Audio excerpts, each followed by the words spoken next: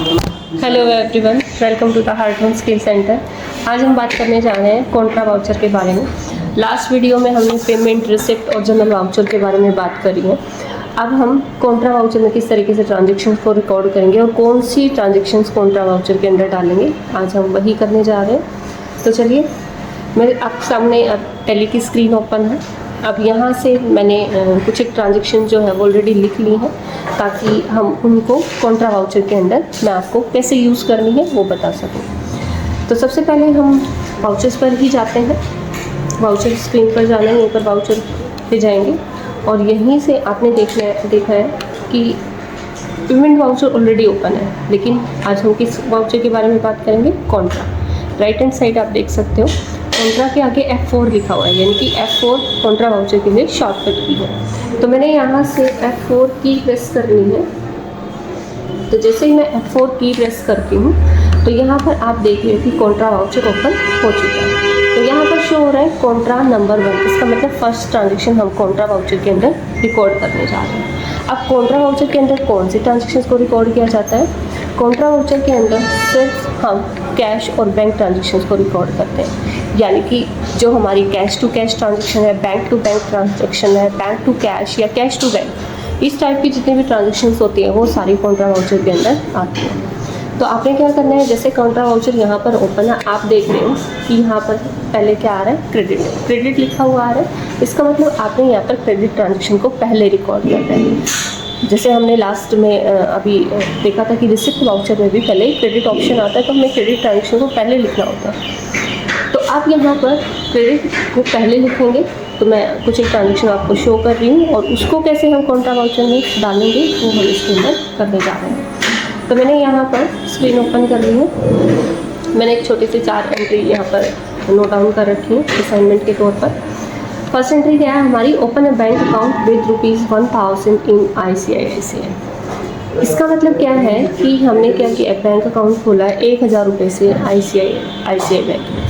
ठीक है, तो एंट्री क्या बनेगी? देखो, जब भी हम कोई भी नॉर्मली अकाउंट खोलते हैं तो क्या होगा, अगर मान लो मैंने 1000 रुपये से खोला है, तो 1000 रुपये से खोला है तो वो 1000 रुपये मेरे बैंक में क्या हो जाएंगे? प्लस हो जाएगा, राइट? बैंक बैलेंस आ जाएगा 1000 रुपीज़ से।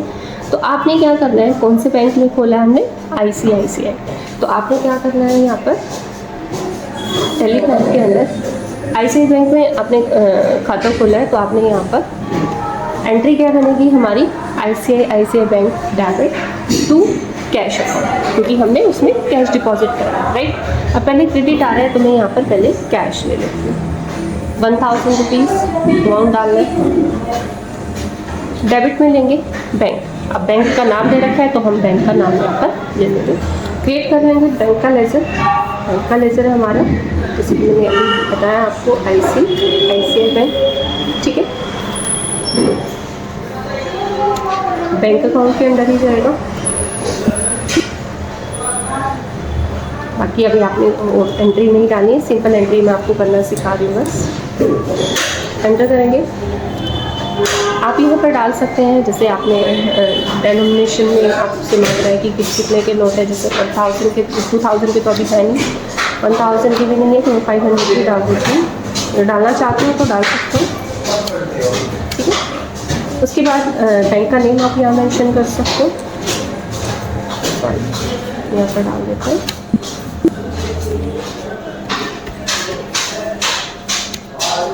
एंटर करेंगे और उसको एक्सेप्ट कर देंगे।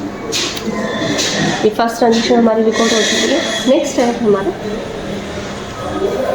डिपॉजिट ₹25,000 इन HDFC बैंक। 25,000 रुपये HDFC बैंक में डिपॉजिट कराया।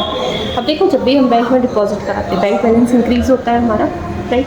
तो बैंक जो भी हमारा बैंक है वो डेबिट, और हमने पैसा डिपॉजिट कराया, कैश डिपॉजिट कराया है तो क्रेडिट में हमने कैश। एंट्री क्या बनेगी हमारी? HDFC बैंक है, कैश डिपॉजिट कराया है तो क्रेडिट आइटम पहले लिख रहे हैं, तो मैंने यहाँ 25,000 लिख लेना है। हाँ, डेबिट में HDFC बैंक है तो मैं यहाँ पर ऑल्ट C से लेजर बना सकती हूँ, या फिर क्रिएट का ऑप्शन राइट हैंड साइड आप देख रहे हो, आप वहाँ से भी लेजर बना सकते हो। मैंने ऑल्ट C से बनाया है और मैंने यहाँ डाल दिया HDFC bank. Same as it is bank account के अंदर जितने भी बैंक हैं वो सारे बैंक अकाउंट के अंदर ही जाते हैं। कंट्रोल ऐसे मैंने सेव कर दिया, एंटर करेंगे, वही आप यहाँ पर डाल सकते हो। ठीक है, जैसे मैंने यहाँ पर डाल दिया,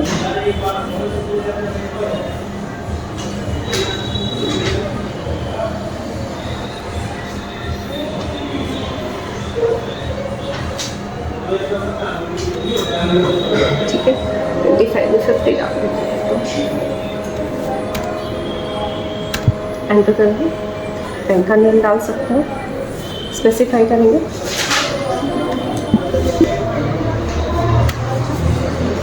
HDFC, एंटर करेंगे और सकते। नेक्स्ट ट्रांजेक्शन है हमारी विड्रॉ ₹2000 फ्रॉम HDFC बैंक। 2000 रुपये HDFC बैंक से विड्रॉ किए, ठीक है। अब विड्रॉ किए तो एंट्री क्या बनेगी, cash account debit to bank account, right. HDFC से विड्रॉ किए तो मैंने क्रेडिट कर देना है HDFC बैंक को। कितने विड्रॉ किए तो यहाँ करंट बैलेंस में आपको 25,000 दिखा रहा है क्योंकि मैंने अभी डिपॉजिट किए हैं। अब वहाँ से हमने 2000 क्या कर ली, विड्रॉ कर लिया, ठीक है। आप यहाँ पर चेक नंबर मेंशन कर सकते हैं अगर आपके पास है तो, ठीक है। और यहाँ पर कैश, क्योंकि कैश आपने विड्रॉ किया तो कैश आया आपके पास, नरेशन फिल कर सकते हैं, एंटर करके एक्सेप्ट।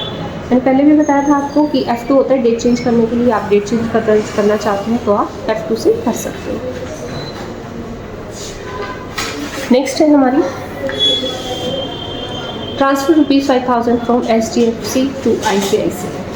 इसका मतलब क्या है कि हमें 2000 रुपये HDFC से ICICI बैंक में ट्रांसफ़र कर दें। तो यहाँ पर HDFC से ट्रांसफर हुआ तो क्रेडिट में क्या कर देना आपने, HDFC बैंक विद 2000 विड्रॉ के लिए 23 रह गए थे।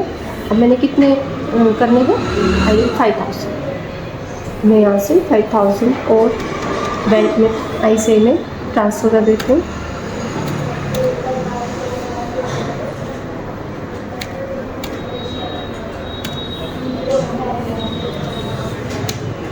ठीक है, इस तरीके से आप 18,000 रह गया HDFC का बैलेंस और ICICI का कितना हो गया 6,000, क्योंकि 1,000 हमने जब अकाउंट खोला था तब था, 5,000 मैंने इसमें ट्रांसफ़र कर दिया। चेक नंबर मेंशन कर सकते हैं, बैंक का नेम देना चाहते हो दे सकते हो, राइट्स सिंपल। अगर आपने सीखनी है तो सिंपल इसी तरीके से आप एक्सेप्ट भी कर सकते हैं, एंटर करके एक्सेप्ट करेंगे। तो इस तरीके से देखो हमने कॉन्ट्रा वाउचर के अंदर ट्रांजेक्शन को रिकॉर्ड किया और ये सारे ट्रांजेक्शन हमें कहाँ पर शो होंगी। वैसे तो मैंने आपको पहले भी बताया है कि आप क्या कर सकते हैं, पेज अप और पेज डाउन की हेल्प से भी आप इसको जो है वो चेक कर सकते हैं। पेज अप मैंने किया, देखो पेज अप से आप पहले वाले ट्रांजेक्शन को चेक कर सकते हैं, पेज डाउन से आप नेक्स्ट वाले ट्रांजेक्शन को देख सकते हैं, ठीक है। तो कॉन्ट्रा वाउचर में वो ट्रांजेक्शन जाती है जो हमारी कैश और बैंक से रिलेटेड हो, whether it is for deposit और whether it is for withdrawal, या फिर हमने ट्रांसफ़र किया हो one bank to another bank, ठीक है। तो आप इन सारे ट्रांजेक्शन को एक बार डेबिट में भी देख लेते हैं, ठीक है। डेबिट में सारी ट्रांजेक्शन हमारी देखो, ऊपर कॉन्ट्रा वाउचर। अब हमें सिर्फ कॉन्ट्रा वाउचर यहाँ पर देखना है क्योंकि यहाँ पर हमें जनरल वाउचर के लिए हमने पहले भी ट्रांजेक्शन की है, वो जनरल वाउचर में की है, वो भी श्योर है। हमें सिर्फ कॉन्ट्रा वाउचर की ट्रांजेक्शन को देखना है। उसके लिए भी मैंने आपको शायद पहले वाली वीडियो में बताया था, एक बार वो बता देती हूँ। मुझे क्या करना है, यहाँ पर F4 प्रेस करना है। F4 से आप एक जो है सिंपल वाउचर की भी यहाँ पर ओनली वन वाउचर की डिटेल निकाल सकते हैं। जैसे मैंने कॉन्ट्रा को सिलेक्ट किया, ओनली कॉन्ट्रा वाउचर की यहाँ पर डिटेल आपको शो होगी। अब ये मैं आपको पहले बता चुकी हूँ, Alt F1 करने से आपको पूरी एंट्री शो हो जाएगी। तो इस तरीके से आप क्या कर सकते हैं, सभी ट्रांजेक्शन को जो है अपने डेबिट के अंदर ओनली सिंगल वाउचर की ट्रांजेक्शन को एक साथ शो करा सकते हैं। तो इस तरीके से आज हमने बात की कॉन्ट्रा वाउचर के बारे में, ठीक है। तो कल हम इन्हीं ट्रांजेक्शन को किस तरीके से एक्सपोर्ट करते हैं, क्योंकि मान लो कोई भी एक्सेल शीट के अंदर हमें देखना है कि कितनी हमारी जो है पेमेंट हुई है, कितनी रिसिप्ट हुई है, मुझे एक्सेल के अंदर एक्सपोर्ट करना है। तो कल हम एक्सपोर्ट के बारे में बात करेंगे। आज कॉन्ट्रा वाउचर के बारे में इतना ही, और अगर आप और भी कुछ जानना चाहते हो कॉन्ट्रा वाउचर में के बारे में तो आप हमें कमेंट कर सकते हैं।